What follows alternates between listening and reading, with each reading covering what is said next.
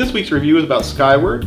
The story is set in a world where Earth lost its gravity 20 years ago. So this is the generation that has grown up without gravity, and the world has greatly changed as a result of it. There's a corporation that has sort of created a new normal, and that is led by Roger Barrow.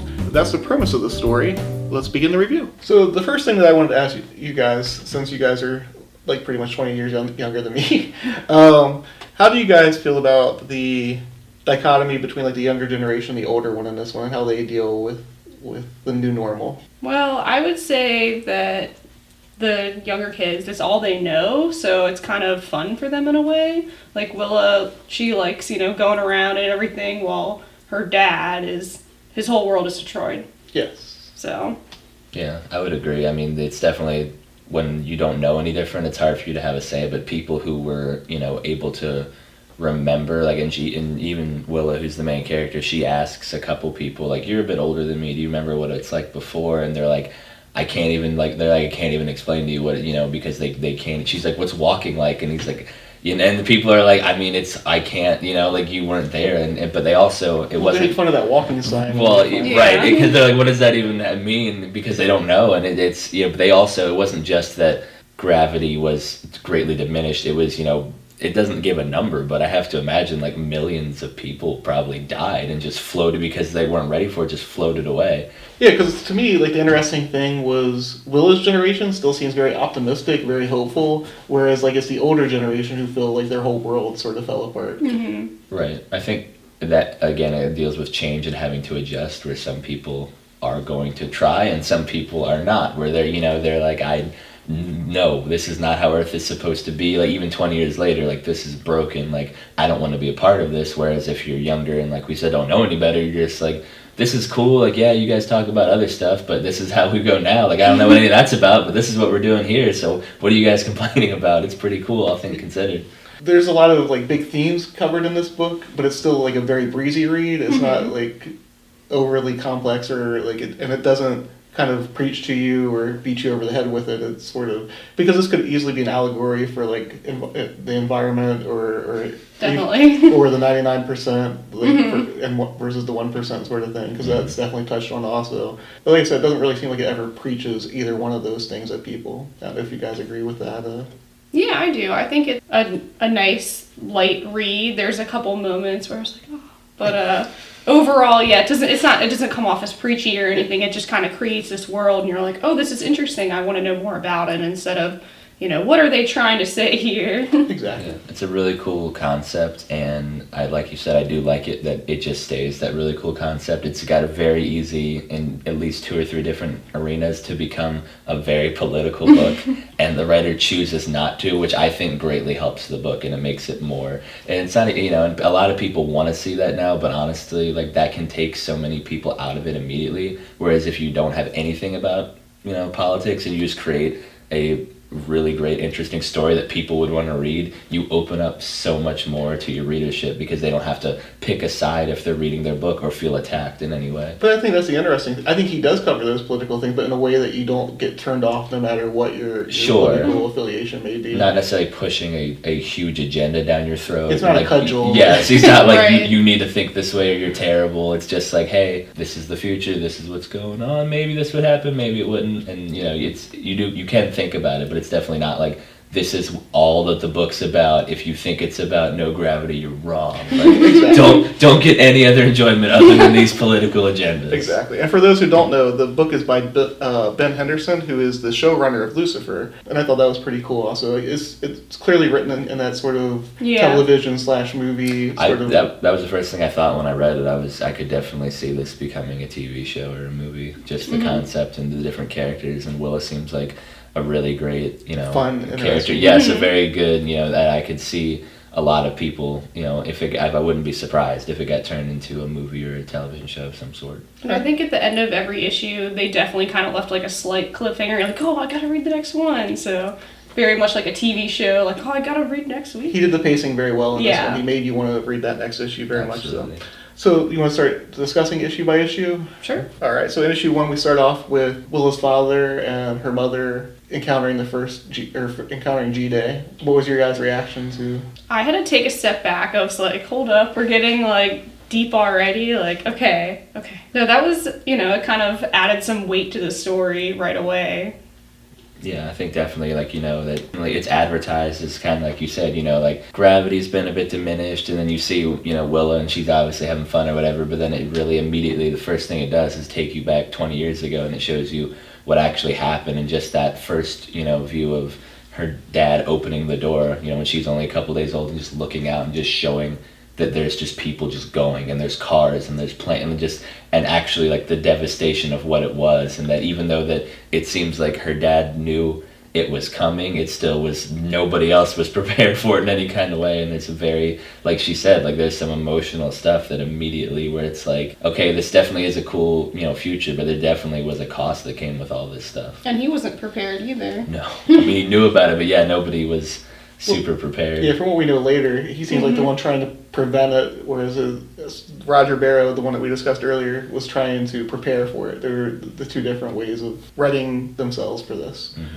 And then we meet Willa, who is now a courier. She gets an encounter with somebody as she's trying to make a delivery. Two guys. We find out that guns are not as helpful in this world as it would be in ours in terms of protection. They're actually more dangerous to the user than they are to the assailant. Right. Yes. Because they're like, oh, you're not crazy enough to use the gun, and she proves that she is. Right. So essentially, when she shoots the gun, she goes up in the air. Yeah. If you're not careful with it, the kickback, instead of just hurting your shoulder with your friend gravity keeping you on the ground, it doesn't do that anymore. So the kickback can send you straight up out of the atmosphere, and it can literally kill you by firing a gun.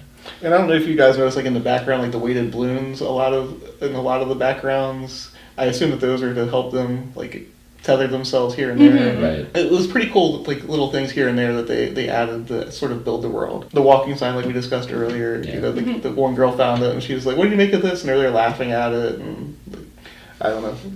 Just one of those things where somebody sees something from the past and it has like no meaning to them whatsoever because they're like, well, don't know what that was for. Can't relate to that in any way. Like, that's weird. People were weird 20 years ago. And we also meet Edison, who seems to be like the guy that she likes a lot. And he seems to like her also, but they don't seem to know how to communicate it very well. Have a few awkward interactions that leave both of them feeling less than. Yes. Because they're both, early 20s? So. Yeah, I think he's a couple years older, but not much. Yeah. She's about 20. He might be 23, 24. And what do you guys think of like that relationship between them? I think it's developed pretty well in terms of... Yeah, I think they're both very likable characters. You're rooting for them.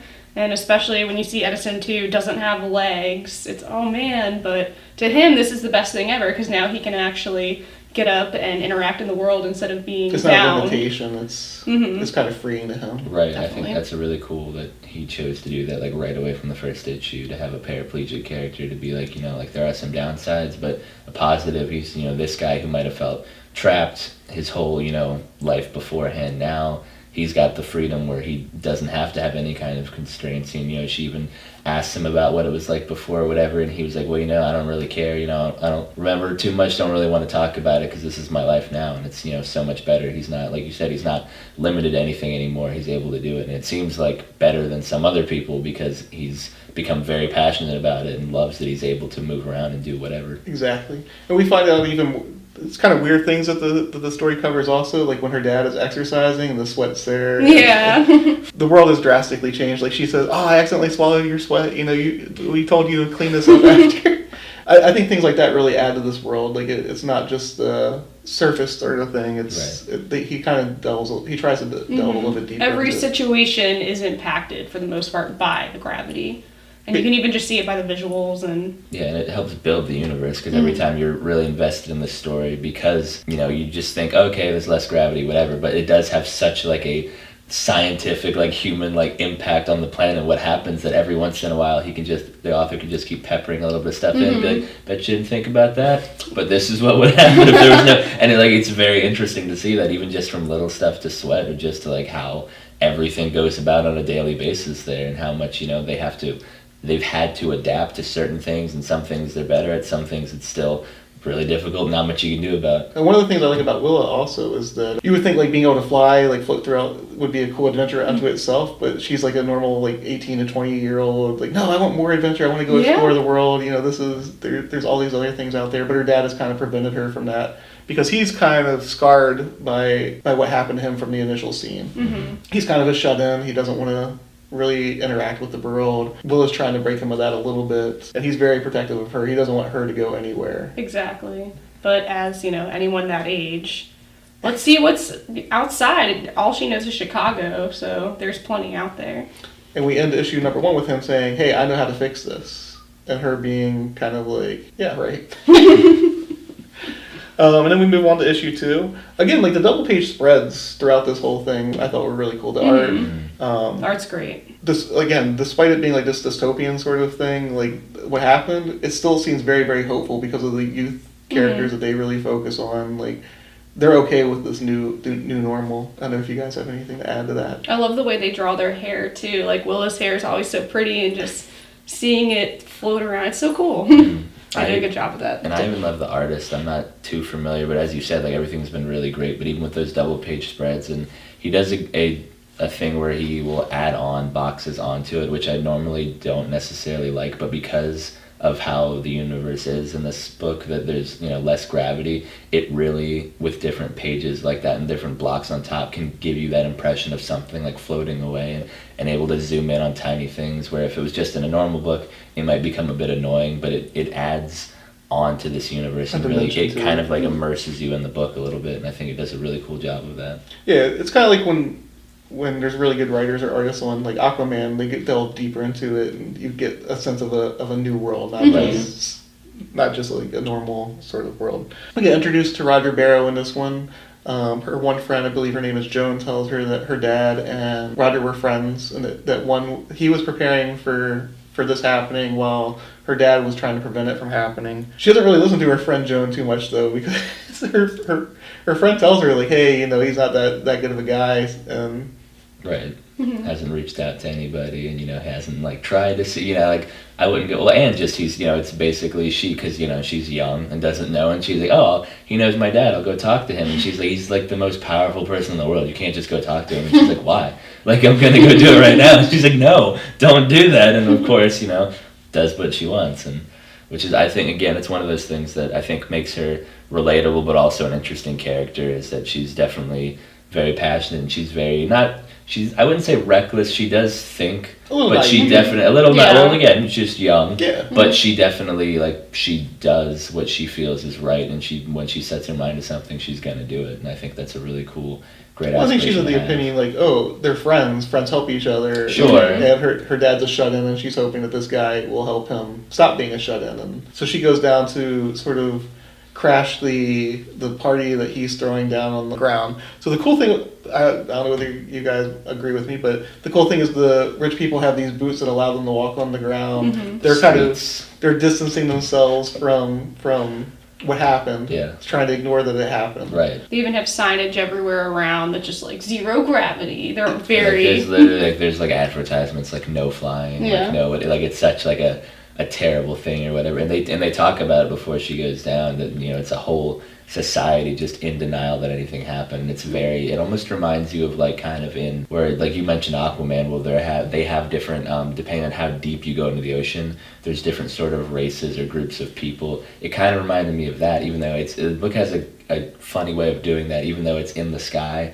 just because we have gravity. It's sort of, I always keep thinking almost water, because she has to sort of dive down and weight herself down. Yeah. That she's really just touching the ground. It's not like she's going down, it's because she's always in the air. But just going down there and you see there's it's darker, there's street lights, it's what was normal for us and in our everyday society has become such a crazy niche, only the very privileged are able to be here, and like she said, just completely ignore that the rest of the world's out there just floating around. Mm-hmm. And it kind of flips the class system, in that normally you would assume the rich would be high up. Mm-hmm. The penthouses, now that's worst case scenario. You don't want to be up that high, you want to be right on the ground floor. Exactly. And she encounters the one guard who definitely does not want her in, because obviously he's protecting the I assume billionaire at this point, since he's Yeah. Trillionaire, who knows? Selling all this merchandise. And of course, he doesn't want her in because he, almost immediately recognizes her as, I think they call them uppers. Yeah. Like, Well, just stranger. Oh, I know that guy. He's like, everyone knows that guy. And then, and then she's just holding, just packing a gun right at her hip. And he's like, okay, well, you clearly can't come in here. Like, I don't know you, and you want to see the most important man in the world, and you have a gun. Like, I'm not letting you in. It seems practical. I feel bad. I feel that guy was probably just doing the job, Yes. And then she escapes, and Edison runs into her and gives her gravity boots so she can kind of mingle with the group and everything. And she does question, why do you have these? They're so expensive. He's like, just take them. I don't need them. And also just another playful banter where he's like, why? I don't need them just because I don't have feet. Like, whatever, like a type of, back and forth. But she's like, no, I didn't. He's like, I'm kidding. I don't care. But, you need these. I don't want them. That was actually one of my favorite scenes, though, when he goes, oh, you're not going to yell at me for following you? And she goes, no, clearly I need help. Yeah, you're not going to give me that I had it all under control speech. And she's like, no, obviously I needed help. Because a lot of writers would write it to where the person said they wouldn't need help. Right. And I'll be honest, that's one thing that always takes me out of stories, whether it's a guy or a woman. If they need help, they need help. Right. Yeah. Don't get angry at people helping you. Yeah.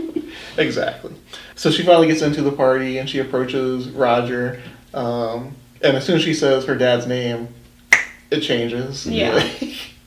I don't have time for you to, oh my gosh, Nate, oh my, we have to talk. And again, the art is just very good of just where, all bright and cheerful, whatever, and then literally turns the corner to talk to security, and all you can see is his eyes, and it changes very much to how he was. And I'm like, even if that's obvious, that's still a very good way to paint a character that you're two different people. Well, I mean, the cool thing about comics is always, if you take the words out, you should be able to still know what's going on in the story. And I think that's definitely true in this story. Like, you could take all the words out and you still have a good idea of what's going on. Absolutely. So he has a private conversation with her. And I think that's what ends issue number 2. Mm-hmm. And in issue number 3, we start, and she realizes this guy is not as good as perhaps I initially thought. Maybe not as quickly as she should, but yes. She does realize this. He does kind of dodge the question about, she's like, why doesn't my father trust you? And then he's like, oh, well, what does he say? Water under the bridge? Yeah, he's like, water under the bridge. Like, oh, wait, you probably don't understand that reference because, you've never had gravity. But he's like, but, we had disagreements and differences, but it's fine or whatever. But he also talks about how agriculture has changed, the whole transportation system has changed. I will admit, I've read ahead, so you do see, what he means by that later on. But they do a lot of groundwork. A lot of the things that he mentions in Volume 1 do come back later on. I will say one of the roughest scenes for me is when Roger is beating on Willa. Because again, this was a very breezy read. I mean, but it was 2 pages, I think, 2 or 3 pages. Yeah. It was pretty brutal though. You see the blood flying up in the air. Yeah, just pooling up into like everything else does because of no gravity, the sweat and everything. But yeah, it's just... Well, the fact he refers to her as like a punching bag also. Yeah. I think it just goes to show that who this guy, his actual, because again, they were alone for, I don't know, less than 5 minutes, and already she didn't tell him the answer he wanted to hear. He yelled once, and she didn't answer, and then he just, because he controls all the gravity boots, he has this device that plants you to the ground, and he just starts beating the snot out of her, and just, after very little interrogation, it really just shows who this guy is and really how powerful he must be that, you didn't answer my question twice. I don't have time for this. Do you know who you're talking to? Type of deal. But yes, it's definitely very unsettling and very hard, hard to look at. But again, it just, I think, shows the sinister nature of this guy, that he just does not care, does not have a heart in any kind of way. Yeah, he wants to find her dad very, very badly. Of course, she does not want him to, and she escapes. So she starts running around, and one of her friends, who is also a cleaning lady, she reveals also that they still use elevators on the ground. Yes. She's like, they're crazy down here. She's like, the other people take boxes in here, and Willa's like, that can't be true. Other stuff, why would anyone do that? That's ridiculous. She's like, oh, who knows with these people. So she also finds out Edison's secret. I don't know whether we should spoil that here or not. I don't know. I guess we'll just leave it at that. He has a secret. Yes. And you find it out here. Dun, dun, dun. And again, it goes back to them trying to look normal as well. They still prevent the previous world, what they have him do and stuff. Right. I'll leave it at that. So at the end of this issue, she makes it back home, and it looks like her dad is missing, and the whole place is all ramshackle. And the door's open. There's stuff flying everywhere. So she thinks maybe Roger has beat her to the punch. Maybe he called in some of his henchmen or what have you. And that's where issue three ends. Like you were saying, like each issue kind of ends with a cliffhanger that makes you go, is he okay? Right. And then we come to issue 4 and we find out like it was not as bad as she thought. If anything, her dad needed to be held back from. Right. It's a nice callback to the first issue of 2 characters that we'd already met. But yes, as we find out, her dad He can was hold not in his any own. kind of danger. He had everything under control. All that working out paid off. Well, like you said, yeah, he can hold his own. He's still scared of the outside world. Right, but but they came into his territory. Exactly. They came inside where he's he's the He's king of that comfortable. castle. Yes. that was very interesting. She tells her dad that Yeah, about the whole situation. about Roger. This is where like he talks about his guilt over what happened. That he feels like he could have saved her mom, but he purposely chose to go to Willa, not because she needed help, but because he was too scared to face the new reality. Even though he was supposed to be prepared, he knew it was coming, but just when the time came, he froze. And I think like clearly like just from the back and forth, like Willa she's not angry, doesn't blame him for anything. She's trying to be like like it was crazy, like it wasn't your fault, like it was me or you, like that's a crazy like choice, that's difficult. And he's like, no, like you were inside, you were ceiling, like you were safe. He was like, and yeah, there was a fan. He's like, but I don't think it was turned on. He's like, I just it's just an excuse for me to be a coward and not do anything, and I never did, and I haven't for 20 years. And it really, before, because she just talks about her dad like any kid was, but she literally just tells everybody like, yeah, that's pretty crazy.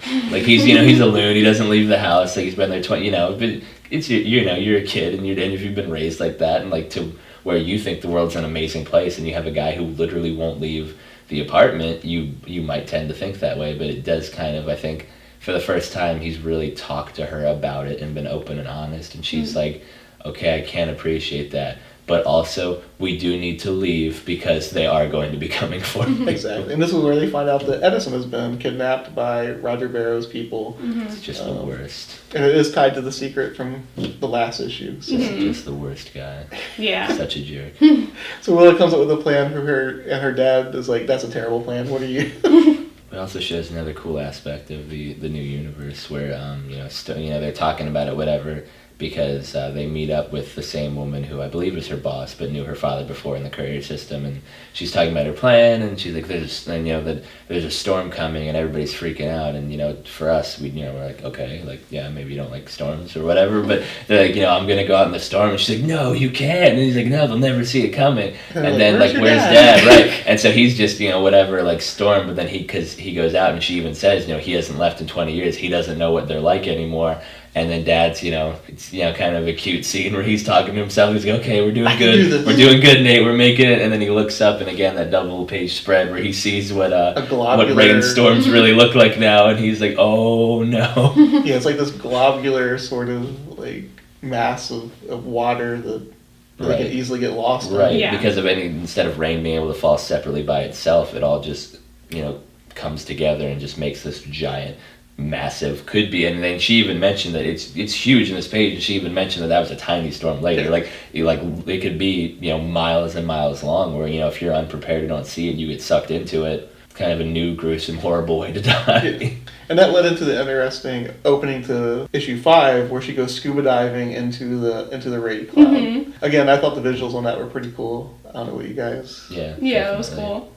Think on that one. So again, she goes over the rescue plan with her dad. They change it a little bit. Dad's got some ideas of his own. Yeah. He's finally decided, all right, if we're gonna do this, I need to be on board. So again, the gun comes into play. Roger Barrow thinks again. She's not crazy enough. You're not gonna use a gun. Not now. And the security guard could have probably warned him that no, she is. Yeah, right. She's done this. She does this all the time. So she shoots the glass, and the rain cloud sort of moves into the office building that he's in. So she gets Edison, frees him. She even tries to help Roger because she's like, I don't want to kill him either. Like, I don't want to kill anybody. I just want to. Edison's like, screw that guy. Like, you can't, like, a little angry, justified. Like, that dude just beat me up and kidnapped me, and you want to save him. But it does, again, it shows a lot about who she is as a person, her character. That she's like, no, like I already made it up. Like, I can go back and I can get him. And he's like, no, like it's too late. He's and lost. Like, all right. And then she looks down and sees like how far it goes in, and she's like, okay, you're right. Like that's but but she's still, looking off into the distance. Like, it clearly, like, upsets her. Like, she didn't want anyone to, get hurt or die like that. And then Roger Barrow pops back up anyway. Because he can never be killed. Nope. Evil never dies. I think it's pretty interesting, like, Roger Barrow's speech during all of this is like, I saved the world, I did this thing. Right. Cause, like, who are you? You have no right. Like, you hid in a room for 20 years and I did this and you're going to take everything I have from me. And to a degree, like, if this speech was given maybe, without the violence of that, if in the moment, and it was given like in the first or second issue, you might have been like, okay, you have a point. Now we've seen how like nefarious and like crazy and hungry with power he truly is, so it kind of takes away a bit of that. But you can definitely see his point, and from his perspective, if you're willing to overlook that stuff, I mean, it is definitely like this is his life, and this guy could in one day or two take literally everything he has away from him. And if you think about it, he actually saved millions of people also. True. Like, again, he's not a good person. Like, he clearly did it for the wrong motives. It sort of reminds me of almost that kind of like Ozymandias Watchmen thing, of where it's like, like I did what had to be done to save everything, and that type of, great hubris, and like, like I'm the only one that could, like I'm so great, and it's like, well, what you're doing is kind of really horrible. And he's like, yeah, but you gotta break a few eggs to make an omelet, and like, no, like what have you done? At the ends, not the means. Right? Who cares about the means? Yes, Yeah, means exactly. don't matter, but it's that, overarching, where it's not necessarily a new storyline, but it's definitely one that always seems to play out when it comes to these guys with this kind of power, where especially if, like you said, they've done anything to like, well, look what I'm doing, like who cares how it got done, like this is what saves everyone. Understandable villains, I think, are the best villains, though. Like, they're the stories that I like the most. Like, the guys that aren't necessarily like just pure evil, I want to kill everybody, because like I said, he definitely saved a large part of the world Right. by coming Still up with is every single day with his company and his inventions and stuff. Again, he tries to kill Willa. Kind of undermining the... Hilarious how he pulls a gun and just the whole time talks about how you can't shoot these things, and in the heat of the anger just forgets that whole very important part about when you fire a gun, it's way more dangerous for the person that fires it. Yes. Not good stuff goes, people flying, And casualties, we're not sure who's going to end. Somebody's going up into the sky, not coming back, and we, we're not quite sure who we it is. end with a sacrifice. I won't say who's that, but it's a very sad Yes. final Of couple. the 4 people there, someone does not make it out and makes a sacrifice to save one other person. Yes. It's definitely very, again, that last 2-page spread of just, again, that, but also very emotional ending. And then moving on with, okay, like Dad has this plan, he says he knows how to save the world, like, she immediately was kind of like, I like no gravity, like everything, but now when she sees, who the savior actually is, she's like, you're kind of right. So it ends with, this is our mission, we kind of, let's move forward, we gotta see if we can make this work. Yeah.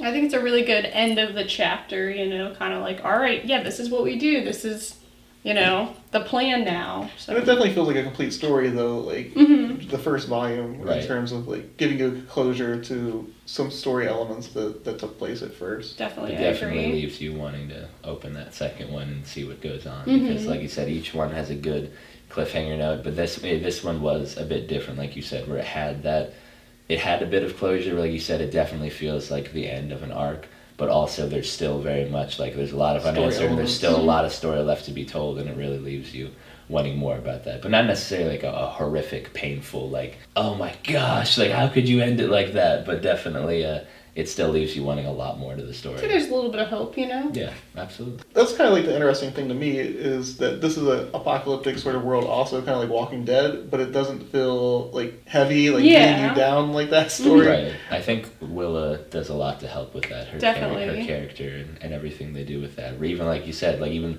from the beginning through this whole story, it's not like life's just smooth for her all the time. Like there's definitely junk that goes on, and bad stuff getting thrown her way that she absolutely feels, but she still maintains that level of hope and optimism and just youth and vibrance and excited, and just wants to go out there and to do what she needs to do the right thing and to help everybody. I agree. Yeah. Do you guys have any closing thoughts on what you thought of the story overall? I definitely recommend it. I'd say, just volume 1 is a story in itself, and I really enjoyed it. It was one of those ones where I just was like, all right, I'm reading this all in one sitting. I don't want to put it down. And as I told you guys before we started, apparently issue 15 is going to be the final issue, and it's going to wrap everything Oh, wow. up. So So if you don't have a giant attention span, this is a great book for you. I think even if you have a... No, it's a great book for everybody, but if a lot of people, some people get very like, They don't want I could never get into I know what that. you're saying. You It's don't like want the ongoing... It's like Yeah. 400 issues. Like I could never get into Yeah. that story. This one's like, okay, well, you know. There's a beginning, middle, and end. Yeah, It's not it's a really great story, and it's not, you know. No, I know what you're saying. I'm just giving you a hard time. It's not 15 years in the making either. Right. Yeah. But I would just add that like I've said, the art is really beautiful. Like for me, Feels if a cinematic. story is really, really good, but the art does not does not match up to that, it can really take me out of the book and be like, I don't know how much more of this I can read, but it's beautiful. Like I said, it just in a lot of different panels just completely immerses you in this world and makes you see kind of in a new light and everything. And at the end of the day, really kind of makes you feel like man, wish I had a little bit less gravity. Just every once in a while, you know, do stuff. But then you might have a Roger Barrow. It's true. There's always consequences. Yes. Yeah. Well, hopefully you enjoyed this review of Skyward. We have plenty of copies in the store. We keep it in stock all the time. Next week, I don't know what we'll be reviewing yet, but we will mention it in the post, and we'll probably do a vote on the one we cover after that. Thank you for watching.